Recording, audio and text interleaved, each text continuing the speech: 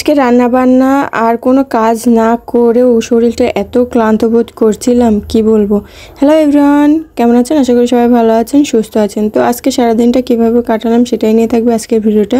তো আজকে তো 27 রোজা, তো আমি এই ভিডিওটা 27 রোজার দিনই করেছিলাম, কিন্তু আপলোড দিতে দিতে আমার একটু দেরি হয়ে গেল।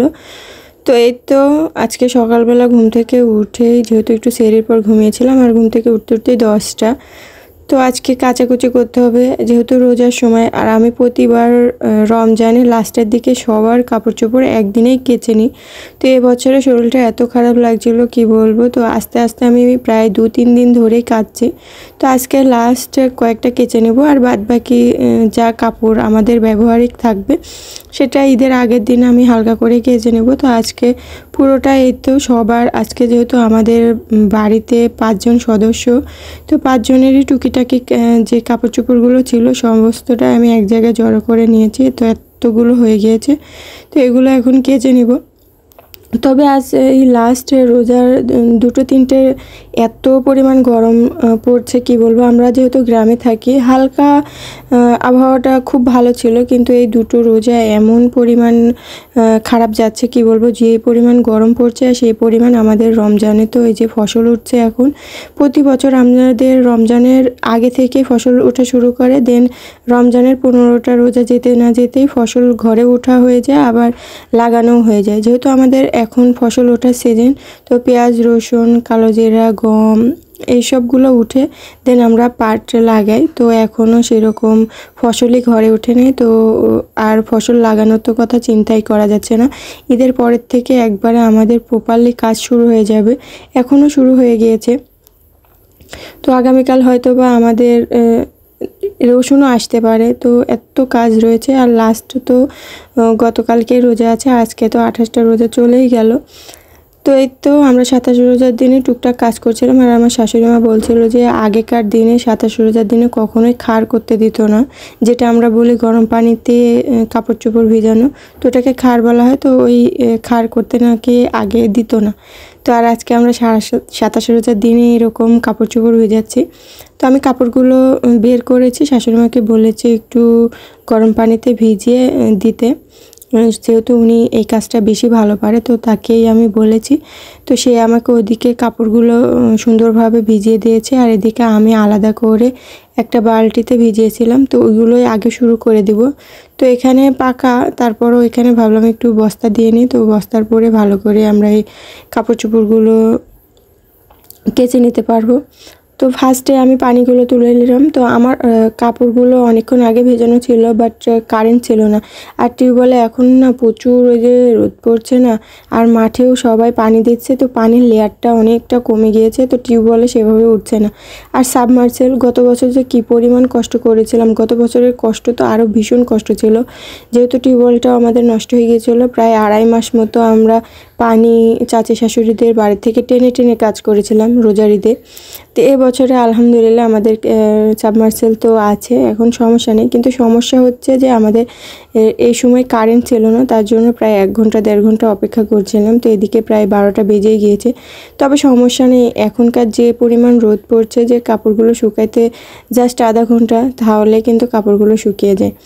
তো এই তো কাপড়গুলো ভেজানো হয়ে গিয়েছে, শ্বশুরমশাই, শাশুড়ি মা, দেবর, দেন আমার আর আপনাদের ভাইয়ার। তো সবারই কাপড় চোপড়গুলো এখানে ভিজিয়ে রাখছিলাম। তো একে একে কাপড়গুলো আমি কেচে দিচ্ছি, আর শাশুড়ি মা ওদিকে কাপড়গুলো ধুয়ে নিচ্ছিল। তো একার পক্ষে তো এতগুলো কাপড় কেচে ধুয়ে আবার নেড়ে দিতে অনেকটা সময় লেগে যাবে, আর যেহেতু আমরা রোজা, সবাই রোজা, আর রোজা থেকে এতগুলো কাজ কিন্তু একসঙ্গে করা পসিবল না। তো শাশুড়ি মা, আমি যেহেতু তাকে আর কাচতে দেইনি, আমি কেচে দিয়েছিলাম, সে ধুয়ে ধুয়ে শুধু নেড়ে দিচ্ছিল। আর আমি তো বালতি পুড়ে পুড়ে সব কিছুতেই পানি আগে থেকে পুড়ে নিয়েছিলাম, পানিও তো তাকে পুড়তে হয়নি। এদিকে আজকে আমাদের ইফতারের দাওয়াত দিয়েছে পাশেই বাড়ি, তো ইফতারেরও আয়োজন করব না, রান্নাবান্নাও করব না। শরীরটা যেহেতু আজকে খুবই খারাপ লাগছিল, তারপর অনেকগুলো কাপড় ভিজিয়ে ফেলেছি। তো তো এগুলো কাজ টাজ করবো, তো ভাবলাম যে আজকে রান্নাই করব না। যেহেতু ইফতারের যদি আয়োজন করতাম তাহলে যেহেতু চুলা ধরাইতাম তাহলে ছেড়ে রান্নাটাও করে রাখতাম, কিন্তু আজকে যেহেতু ইফতারের আয়োজন করব না, তো যেহেতু ইফতারের দাওয়াত, তো ভাবলাম যে ইফতার করে এসে রাতে আমরা ছেড়ে রান্নাটা করে রাখবো। আমি এই যে 30টা রোজা, প্রত্যেকটা রোজাতেই ছেড়ে রান্নাটা করে রাখতাম, কারণ ওই যে বাড়িতে ফসল, তারপরে আবার শরীরটা খুবই ক্লান্ত লাগছিল। তো এবার রমজানে আমরা ছেড়েতে কোনো রান্না করিনি, রান্না করে রাখতাম। আর শাশুড়ি মা আলহামদুলিল্লাহ ছিল বলে সে প্রতিদিন ছেড়েতে রাইস কুকারে ভাতটা দিয়ে রাখতো, তো সে তার রান্নার ভাতই আমি এই বছরে খেয়েছি। তাছাড়া প্রতি বছর আমি রান্না করতাম। তো এই বছরে আসলে নিজেরও শরীরটা খারাপ, আর শরীরটাও যেহেতু এবছরে খারাপ হওয়ার কারণ হচ্ছে যে ফসল উঠছে বাড়িতে, প্রতিদিনই কোনো না কোনো কাজ এত পরিমাণ যে আমরা বসেই থাকতে পারছি না। তো এই লাস্টে কয়টা রোজে এত পরিমাণ খারাপ যাচ্ছে যে আরও সেরিতে উঠতেই পারছি না। অ্যালার্ম কেটে কেটে দিয়ে ঘুমিয়ে পড়ি। তো কি বলবো, খুবই খারাপ লাগছিলো। তো বললাম যে মা, আমি হচ্ছে সেহরির পরে মানে ইফতার পরে আমি রান্না করে রাখবো। তো ওই জন্য হচ্ছে ইফতার পরে রান্না বান্না করব, আর এদিকে কাপড় চোপড়গুলো কেচে নিচ্ছি। তো ওই জন্য কোনো প্যারা নেই, সারাদিনটা একটু রেস্ট নেওয়ারই চিন্তা ভাবনা করছি। তো এদিকে আমার যে কাপড় চোপড়গুলো প্রায় কাঁচা শেষের দিকে, শাশুড়ি মা তো পুরো কাপড় চোপড়গুলো ধুয়ে ধুয়ে নেড়ে দিয়েছে।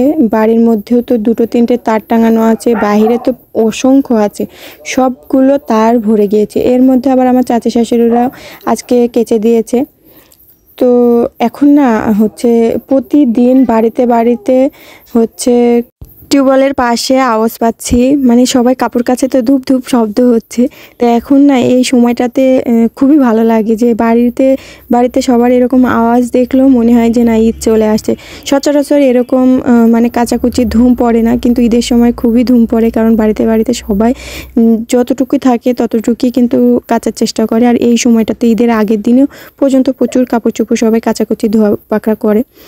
তো এই তো 2টো শার্ট ছিল, এই 2টো শার্ট কিন্তু আমাদের বাড়িতে প্রতিদিনই ঢেড়স ওঠানো হয়। তো এটা কাজের জন্য, কারণ মাঠে যাওয়ার জন্য আলাদা করে আমাদের কাপড় রাখতে হয়, আর ঢেড়স ওঠাতে গেলে গা হাত পা চুলকায়, খুবই চুলকায়। তো ওই জন্য বড় হাতের শার্ট পরে যেতে হয়, গ্লাভস পরে যেতে হয়। তো ওই দুটো লাস্টে শ্বশুরমশাইরা ঢেড়স উঠিয়ে এসে আমাকে দিয়ে দিল, তাই লাস্টে ওই দুটো কেচে আমি নেড়ে দিলাম। আর এই যে কাপড় চোপড়গুলো সমস্তটা, এখানে প্রায় 5টার মতো তার টাঙানো আছে, সমস্তটাই পুড়ে গিয়েছে। তো এই তো বেশিক্ষণ সময় লাগবে না, যেহেতু হালকা পাতলা। আর এদিকে নিয়ে চলে আসছে ঢেঁড়স মাঠ থেকে, এত সুন্দর। আর এখন প্রতিদিনই আমাদের একদিন পর পর ঢেঁড়স উঠাইতে হয়, বাট আমাদের 2টো ভুঁই তো প্রতিদিনই ঢেঁড়স উঠাইতে হচ্ছে। তো এই তো কত সুন্দর মাশাআল্লাহ ঢেঁড়স উঠিয়ে এনে চলে আসছে, এখন এগুলো বেছে নিতে হবে। তারা তো সব ধরনের ঢেঁড়সই উঠিয়ে নিয়ে চলে আসছে, বাড়িতে কিন্তু আমাদের ওইগুলো ধরে নিতে হয়, বেকা, তারপরে পোকা ধরা, এগুলো একে একে ধরে নিতে হয়। তো এই জন্য আমরা বেছে নেব, তার জন্য এখানে বস্তা সবগুলো ঢেলে দিচ্ছে। আর এখন আমরা একে একে বেছে নেব। আর ওই যে বাকি একে না 3টা ঢালা হয়েছে, বাকি 2টো রয়ে গিয়েছে। তো এই তো বেছে টেছে সারা দিনটা আমরা ঘরেই ছিলাম, কোনো কাজ বাজ করিনি, খুবই ক্লান্ত বোধ করছিলাম। আর এখন বিকেলে আমি রেডি হয়ে গিয়েছি, আর এটা আমার হচ্ছে বোনের মানে ননদের মেয়ে, তো আমাদের সঙ্গে আছে। আর ওই যে দূরে ছাদের উপর সবাই ইফতারের আয়োজন, ইফতারি করছে। আমাদের প্রায় লাস্টে মোমেন্ট, জাস্ট 5 মিনিট দেরি আছে। আর এই তো আমাদের বাড়ি, বেশি দূর নয়, তো মাঠ পড়ে। তো তার জন্য আমরা খুবই তাড়াহুড়ো করে চলে আসছি। আর এর তো সবাই ইফতারিতে মানে বসে পড়েছে ইফতারি নেওয়ার জন্য, আর জাস্ট 2 মিনিট মতো দেরি আছে। তো এই জন্য বেশি ভিডিও করতে পারিনি, তো খুবই তাড়াহুড়োর মধ্যে ছিলাম। তো এই তো সবাই আমাদের দিয়ে দিচ্ছিল, এত লাস্ট মোমেন্টে এসেছি যে আমরা না তরমুজ পাইনি। তো যাই হোক আলহামদুলিল্লাহ, তারা যে নিয়ত করে দিয়েছে তাদের সেই নিয়তটা যেন পুরো হয়। তো এই তো আমরা খাওয়া দাওয়া করে, শ্বশুরমশাই যেহেতু বাড়িতে ছিল না, তারা রসুনের ভয়ে পানি দিচ্ছিলো, যেহেতু আমাদের রসুন উঠা লেগে গিয়েছে, কিন্তু রসুনে না উঠছে না, ওই জন্য পানি দিয়ে উঠানো হচ্ছে। তো তার জন্য পানি দিচ্ছে, সে যেহেতু এসেনি, তারাই আমাদের এই খাবারটা দিয়ে দিয়েছে শ্বশুর আব্বুর জন্য, তো সেটাও নিয়ে চলে আসছি। তো ভিডিওটা এ পর্যন্তই, সবাই দোয়া রাখবেন, সুস্থ থাকবেন, আল্লাহ হাফেজ।